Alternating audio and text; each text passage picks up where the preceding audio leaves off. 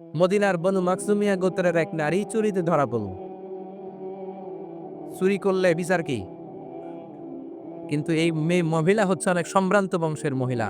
আমাদের দেশে থাকে না এমপির মেয়ে, প্রধানমন্ত্রীর মেয়ে, তারপর সমাজের গণ্যমান্য বিজনেসম্যানের মেয়ে, খান বংশের মেয়ে, চেয়ারম্যান বংশের মেয়ে ইত্যাদি ইত্যাদি থাকে না? এরকম সম্ভ্রান্ত কোন এক বংশের মেয়ে চুরিতে ধরা পড়ল। সাহাবারা বিপদে পড়ে গেল। সাহাবারা ভাবলো এখন তো নবী হাত কেটে দিবে, কিন্তু মদিনায় যদি বানু মাকসুমিয়া গোত্রের এই মেয়ের হাত কেটে দেয়া হয় মদিনার মধ্যে ঝামেলা লেগে যাবে। কে যাবে নবীর কাছে সুপারিশ করতে? উসামা বিন যায়েদকে বলা হলো। বিশ্বনবীর পালক পুত্রের ছেলে ফকবু রাসূলিল্লাহ।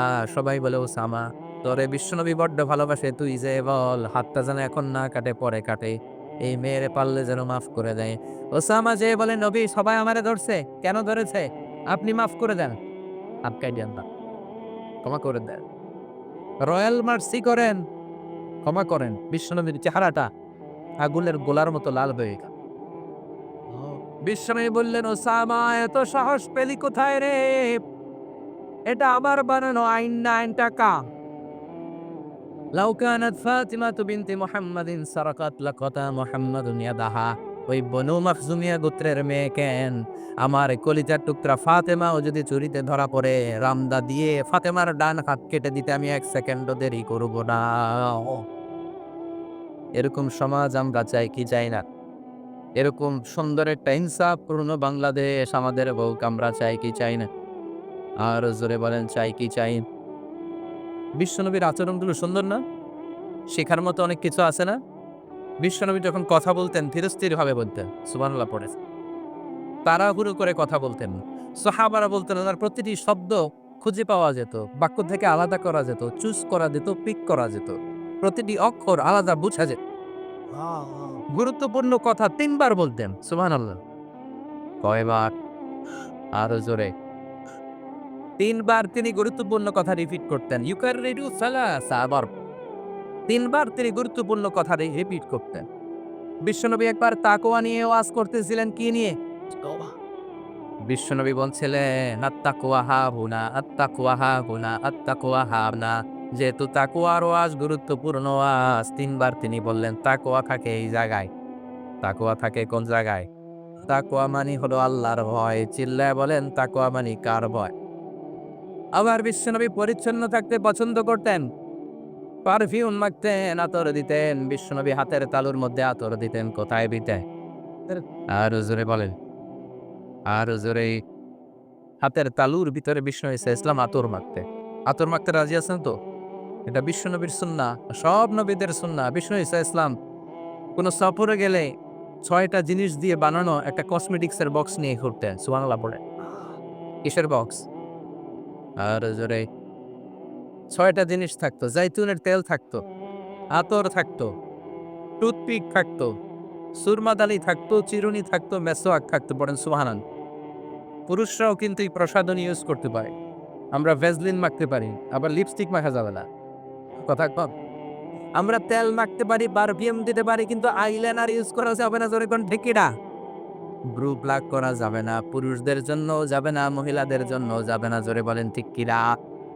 আতর মাখতেন এই জায়গায়, বেশিরভাগ এই জায়গায় সিথি করে সিথির মাঝখানে ঢেলে দিতেন।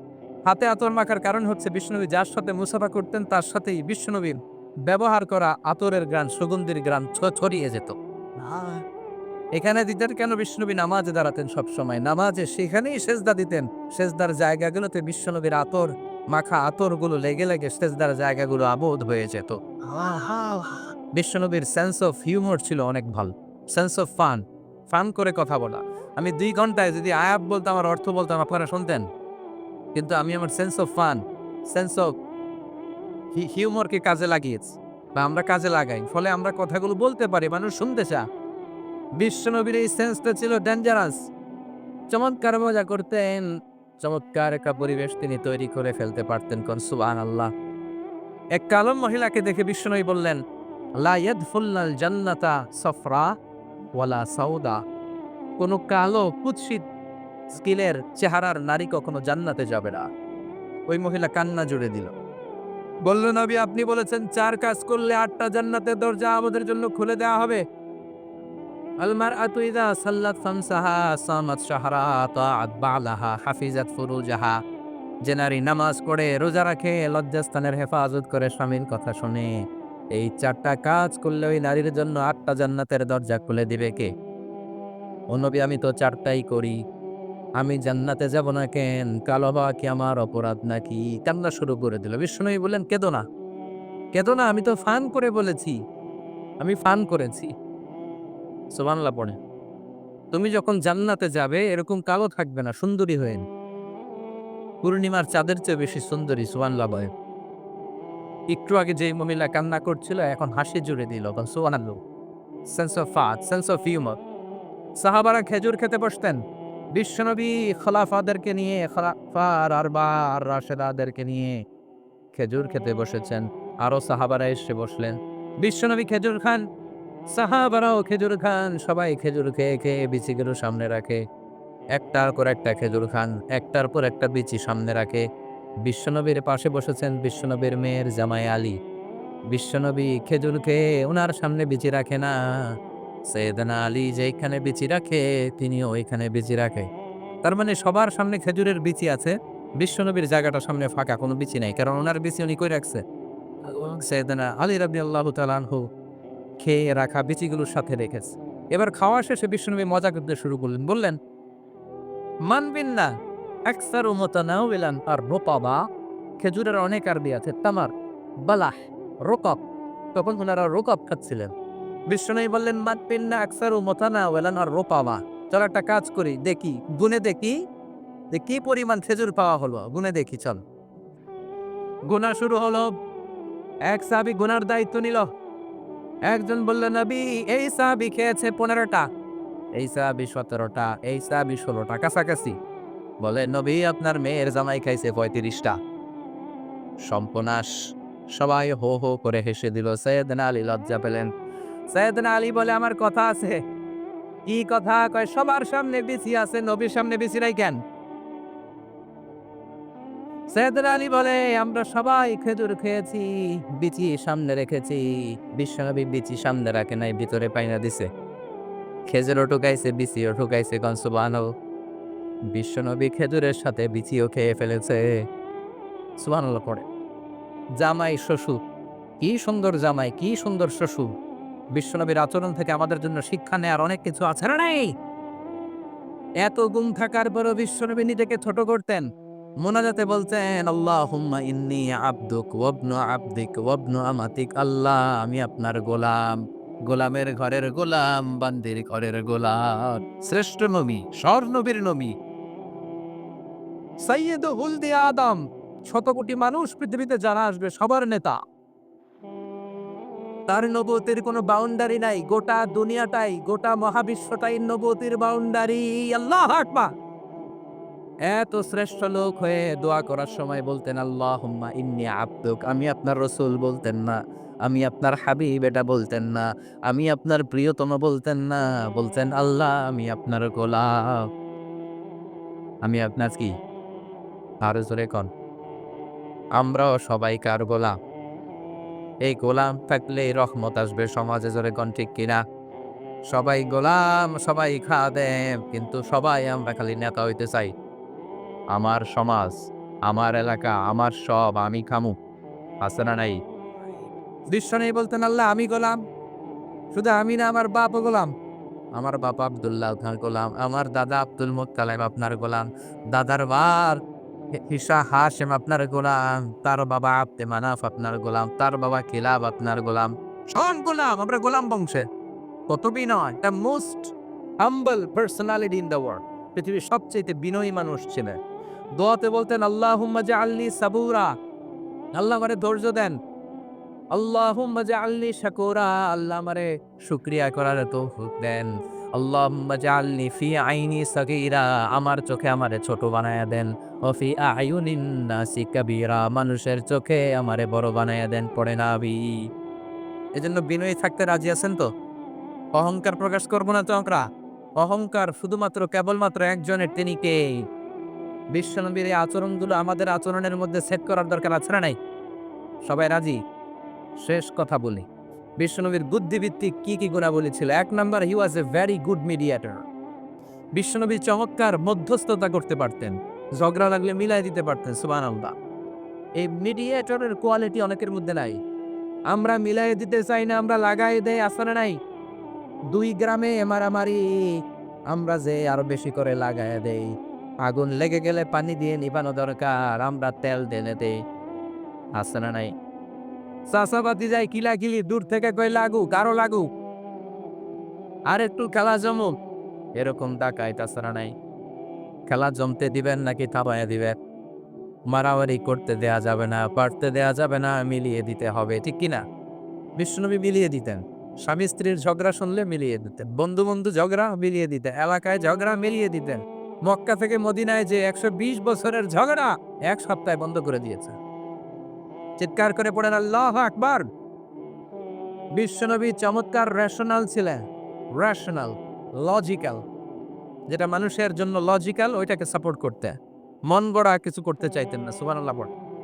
মুআয ইবনে জাবাল রাদিয়াল্লাহু তাআলা আনহুকে বিশ্বনবী সাল্লাল্লাহু আলাইহি ওয়াসাল্লাম নেতা বানিয়ে পাঠালেন, ইমাম বানিয়ে পাঠালেন।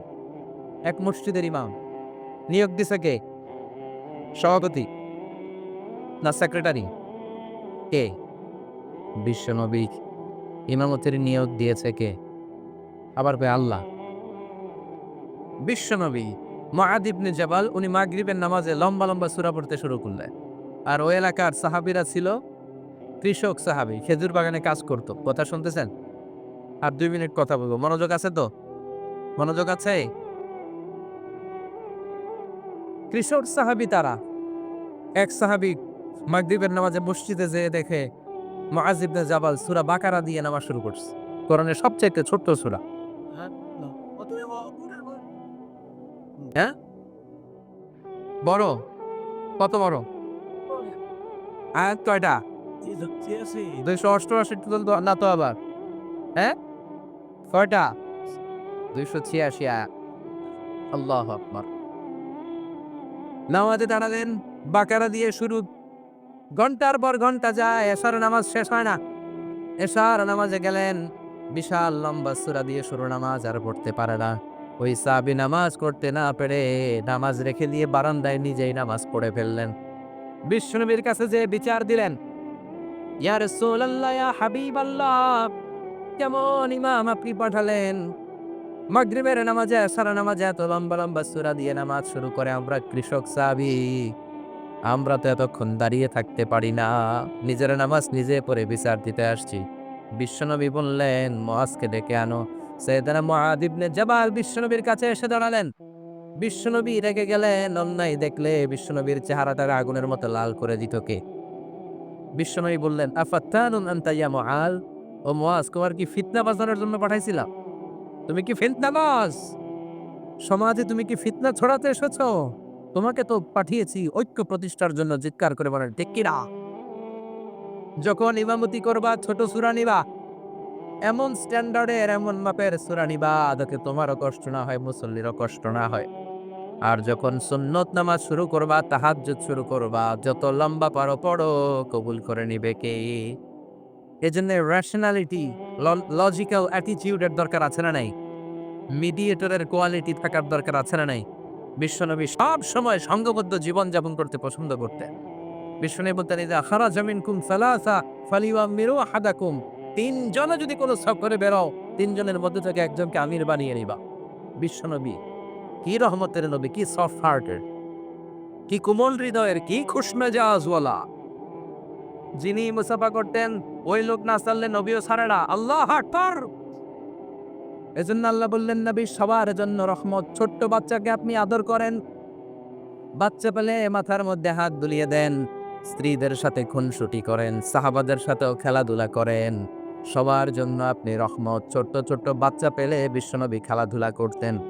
বিশ্বনবীর কলিজার টুকরা হাসান আর হুসাইন, বিশ্বনবীর রাইহানাতাইন সুগন্ধি। বিশ্বনবী বলতেন, এই 2টা ছেলে সাইয়্যিদা শাবাবিল জান্নাহ, জান্নাতে যত যুবকরা প্রবেশ করবে তাদের সর্দার হবে আমার নাতি হাসান আর হুসাইন। ছোট্ট হাসানকে যখন তিনি কোলে নিতেন, হুসাইন কান্না জুড়ে দিত। হুসাইনকে কোলে নিলে হাসান কান্না জুড়ে দিত। বিশ্বনবী নামাজের সেজদায় গেলে দুই ভাই বিশ্বনবীর কাঁধে চেপে বসতো। আবার হাসান বলতো, নবী আপনি আমার ঘোড়া, আমি আপনার বাদশা, আমি আপনার কাঁধে চড়বো। বিশ্বনবী লম্বা চুল রাখতেন, বিশ্বনবীর চুলগুলো ধরে ধরে এরকম টেনে টেনে ঘোড়া ঘোড়া খেলতেন। আল্লাহু আকবার, কি ভালোবাসা ছিল! রাহমাতাল লিল আলামিন, গোটা বিশ্বের জন্য রহমত, সবার জন্য রহমত। খোশ মেজাজের ছিল। খোশ মেজাজের থাকতে রাজি আছেন তো, না খিটখিটে মেজাজের থাকবেন? হ্যাঁ, অনেক আছে খিটখিটে মেজাজে, হাসি নাই, ভালো কথা নাই, এরকম আছে না নাই?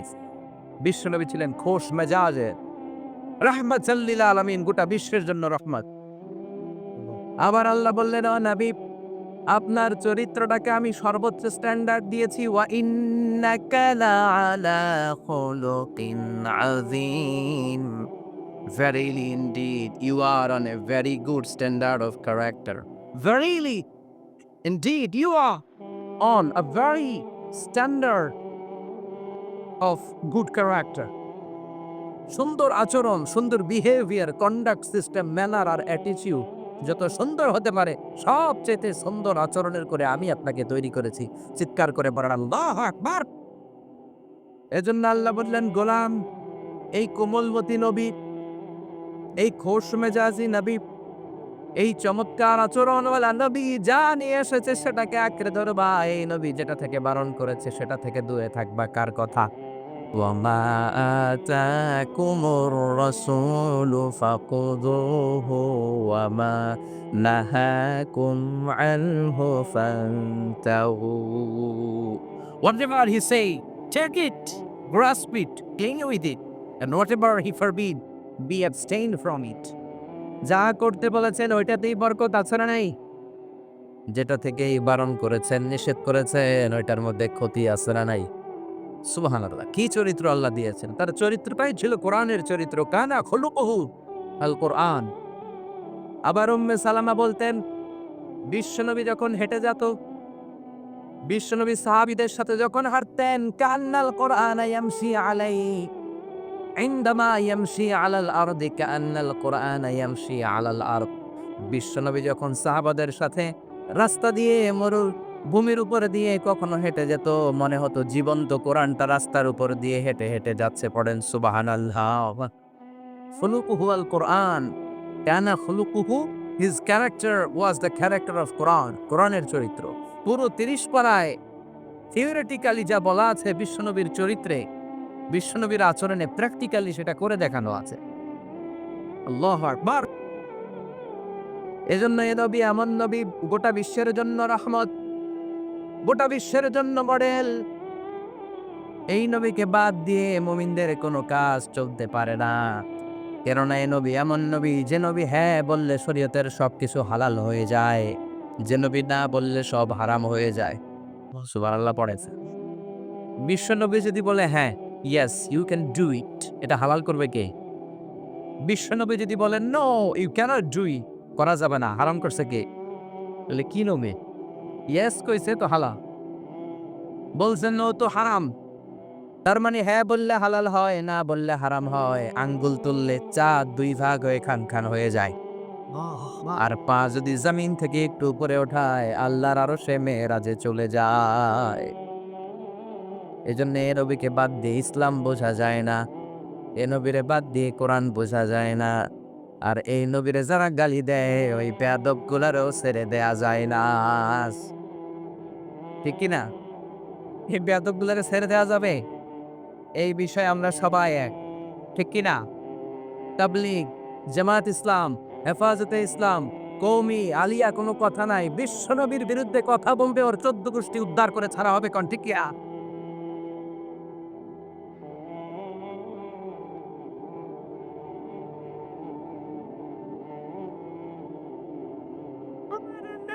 তোমার নেতা বিশ্বনবী বিশ্বনবীর জন্য স্লোগানকে আল্লাহ তুমি কবুল কর। বিশ্বনবীর ভালোবাসার জন্য আমরা অন্তরে রাখতে পারি, তুমি তৌফিক দাও। এজন্য বিশ্বনবীর জায়গাটা বড় সেনসিটিভ জায়গা। এজন্যই ওরা মাঝে মাঝে ওখানে হিট করে দেখতে চায় আমরা জেগে আছি না মরে গেছি। আমরা মরি নাই, বিশ্বনবীর চরিত্রের ব্যাপারে উল্টাপাল্টা কথা বলা হলে এগুলোকে ছাড় দেওয়া হবে না, চিল্লায় বলেন ঠিক কিনা? এ ব্যাপারে আমরা সবাই একমত। এ ব্যাপারে দলাদলি নাই। সব ব্যাপারে দলাদলি থাকলেও আমরা নবীর ব্যাপারে এক চিৎকার করে বলেন ঠিক কিনা? এ নবী এমন নবী, এ নবীরে বাদ দিলে নামাজ বোঝা যায় না। কারণ কেমন করে নামাজ পড়তে হয় কেউ আমাদেরকে শিখায় নাই এই নবী ছাড়া, ঠিক কিনা? এজন্য বিশ্বনবী বলেছেন, সল্লু কামা রাআইতুমুনি উসাল্লি, আমি নবীরে যেমনি নামাজ পড়তে দেখো তেমনি নামাজ পড়ো, ঠিক কিনা? নবী যেমনি নামাজ পড়ে তেমনি না পড়ে অন্য পদ্ধতিতে পড়লে কবুল হবে নাকি? মাগরিবের সালাত বিশ্বনবী ৩ রাকাত ফরজ পড়েছেন, আপনি ২ রাকাত পড়লে কবুল হবে নাকি? ৪ রাকাত পড়লে, ৫ রাকাত, ৬ রাকাত, যা পড়েছেন তাই পড়তে হবে, ঠিক কিনা? এ নবী যেমন ভাবে রোজা রেখে দেখিয়েছেন ওইভাবে রোজা রাখলে কবুল করবে কে? এ নবী সকাল থেকে সন্ধ্যা পর্যন্ত রোজা রেখেছেন, আপনি সকাল থেকে রোজা রেখে আসরের সময় ইফতার করলে কবুল হবে নাকি? কারণ নবীর শেখানো পদ্ধতিতে হয় নাই। এই নবী যেইভাবে হজ করে আমাদেরকে দেখিয়ে গিয়েছেন এইভাবে হজ করাকে ফরজ করেছে কে? এর অন্য সিস্টেমে করলে হবে? বিশ্বনবী সারা জীবনে ৪টা উমরা করেছেন, কয়টা? একটা হজ করছে, কয়টা? আর বলেছেন খুযু আন্নী মানাসিকাকুম, তোমাদের হজের পদ্ধতি আমার থেকে শিখে নাও, আমি যেমন করে হজ শিখালাম এইভাবে করবা, কবুল করবে কে? আবার বিশ্বনবী যেইভাবে কুরবানি করেছেন ওইভাবে কুরবানিটাকেও আমাদের জন্য ওয়াজিব করেছে কে? তার মানে এই নবীরে বাদ দিলে নামাজ পাওয়া যায়, এই নবীরে বাদ দিলে নবী বাদ তো রোজা বাদ, এলো সবই বাদ, নবী বাদ তো সবই বাদ, চিল্লা এখন ঠিক কিনা? এজন্য এই নবীর জন্য আমাদের অন্তরে ভালোবাসা আছে না নাই? আল্লাহকে যে পাইতে চাই হাজরাতের অনুসরণে, আরশ কুরসি লৌহ কালম না পাইতে না চাইতে পেয়েছে সে, হাজরাতের অনুসরণে, আরশ কুরসি লৌহ কালম না চাইতে পেয়েছে সে। পড়েন সুবহানাল্লাহ। এই জন্য বিশ্বনবীর ভালোবাসা অন্তরে রাখার দরকার আছে না নাই? আমরা বিশ্বনবীর ভালোবাসা অন্তরে জাগ্রত রাখতে চাই, আল্লাহ তুমি তৌফিক দাও, পড়েন আমিন। বিশ্বনবী যখন দাওয়াতি কাজ শুরু করেছেন ওখানে এত সময় তিনি ইনভলভ করেছেন, আলাদা করে উপার্জনের তেমন কোনো সুযোগই তার ছিল না। সাইয়্যিদাতুনা খাদিজা রাদিয়াল্লাহু তাআলা আনহা, উনার উপার্জিত যত সম্পদ সবকিছু তিনি বিশ্বনবীর দাওয়াতের জন্য বিশ্বনবীর পায়ের সামনে বিছিয়ে দিয়েছিলেন। এজন্য খাদিজাকে বিশ্বনবী বড্ড ভালোবাসতেন। খাদিজার ইন্তেকালের অনেক পরে মা আয়েশা একজন মাত্র কুমারী বউকে, নারীকে বিশ্বনবী স্ত্রী হিসেবে গ্রহণ করেছিলেন। তারপরেও আয়েশার সামনে বিশ্বনবী সব সময় খাদিজার প্রশংসা করতেন। সব সময় প্রশংসা শুনে মা আয়েশা একদিন বলে, কবে কোন দিন জাহিলি যুগে এক বৃদ্ধা মহিলার প্রেমে পড়েছিলেন, বৃদ্ধা মহিলার সাথে বিয়ে হয়েছিল, ওই মহিলার কথা বারবার বলেন কেন, আমাদেরকে কি ভালো লাগে না? ওই বৃদ্ধা মহিলার চেয়ে আরো সুন্দরী নারী দিয়ে কি আল্লাহ আপনারে সুযোগ করে দেয় নাই? বিশ্বনবী রেগে গেলেন, খাদিজার চোয়ালের মধ্যে এইভাবে ধরলেন। বিশ্বনবী কোনোদিন তার স্ত্রীদের গায়ে হাত তোলে নাই, শুধু ওই দিন ছাড়া, তাও মারপিট করে না, এইভাবে ধরছে। এই কি বললা, কি বললেন না তুমি, বুড়ি বলছো খাদিজারে? না না, খাদিজার চেয়ে শ্রেষ্ঠ স্ত্রী আমি পাই নাই। আল্লাহু আকবার। রুজিকতু হুব্বাহা, জান্নাত থেকে খাদিজার জন্য ভালোবাসা আমার কলিজায় ঢুকিয়ে দিয়েছে কে? বিশ্বনবী সব সময় খাদিজার জন্য দোয়া করে আল্লাহর কাছে বলতেন, মাবুদে রে, ওই কঠিন কিয়ামতের দিন যেদিন বন্ধু বন্ধুরে চিনবে না, বাবা তার ছেলেরে চিনবে না, মা তার মেয়েরে চিনবে না, পীর সাহেব মুরিদরে চিনবে না, মুরিদ পীর সাহেবরে চিনবে না, ওই কঠিন দিনে আমি যেন আমার খাদিজারে ভুলে না যাই গো আল্লাহ। ওই কঠিন দিনে আমি যেন খাদিজারে ভুলে না যাই। সাইয়্যিদাতুনা খাদিজা ইন্তেকাল করলেন। মক্কায় যারা গিয়েছেন জাবালে হাজুন, শারে আল হাজুনের পাশে জাবালে হাজুন মাকবারে মাআলা, যেটার সবাই ডাকে মুআল্লা, মুআল্লা কবরস্থান, বাঙালিরা বলে জান্নাতুল মুআল্লা। কি কয়? আসলে এটা জান্নাতুল মুআল্লা না, এটা মাকবারাতুল মাআলা বা মাকবারাতুল মুআল্লা। এটার জান্নাত বলা যাবে না, কারণ এটা কুরাইশদের কবরস্থান ছিল, অনেক কাফির মুশরিকদের কবর এটার ভেতর আছে, না জেনে বলে ফেলে জান্নাত। জাবালে হাজুনের পাশে সাইয়্যিদাতুনা খাদিজাকে কবর দিয়ে বিশ্বনবী দাঁড়িয়ে দাঁড়িয়ে কাঁদতে শুরু করলেন। সাইয়েদনা আবু বকর ওমর বলে, ও নবী চলেন। কবর দেয়া হলো, দোয়া করা হলো, আর দাঁড়িয়ে রইলেন কেন? চলেন ঘরে ফিরে যাই। বিশ্বনবী বললেন, ও আবু বকর, তোমার মনে চায় তুমি ফিরে যাও, আমি যাব না। এই মহিলা সাধারণ কোনো মহিলা না, এই মহিলা হলো মক্কার জীবনে আমার বিপদের দিনের সঙ্গিনী, কলিজার টুকরা খাদিজা। কখনো আমারে ভুলে নাই, কখনো আমারে ছাড়া খায় নাই, সব সময় আমার শেল্টার দিয়েছে, আমার মাথার উপরে ছাতার মতো সব সময় আমাকে আগলে রেখেছে। আমি দাঁড়িয়ে থাকবো, দেখি মুনকার নাকির খাদিজাকে কি প্রশ্ন করে। খাদিজার কবরের ৩টা প্রশ্নের জবাব আমি নিজে দিয়ে তারপরে ঘরে ফিরে যাব রে আবু বকর। সৈয়দনা আবু বকর কাঁদতে শুরু করলেন। সৈয়দনা জিব্রাইল চলে আসলেন, ডেকে বললেন, ও নবী, আপনার কলিজার টুকরা খাদিজাকে রেখেছেন, আপনার দায়িত্ব শেষ, বাকি দায়িত্ব কা? চলে যান, আবু বকর উমরের সাথে ঘরে ফিরে যান। প্রশ্নের ৩টা জবাব আপনার দেওয়ার দরকার নাই। কোনো কারণে যদি খাদিজা উত্তর দিতে নাও পারে, আরশের উপর থেকে আল্লাহ নিজেই প্রশ্নের জবাব দিয়ে দিবে। পাগল পাড়া ছিলেন বিশ্বনবী খাদিজার জন্য। এজন্য খাদিজার মতো নারী, বোন, মা আমাদের ঘরে থাক, আমরা চাই কি চাই না? যদি চাই তাহলে এই প্রতিষ্ঠানগুলোতে আমাদের মেয়েদেরকে পাঠাতে হবে। পাঠাতে রাজি আছেন তো?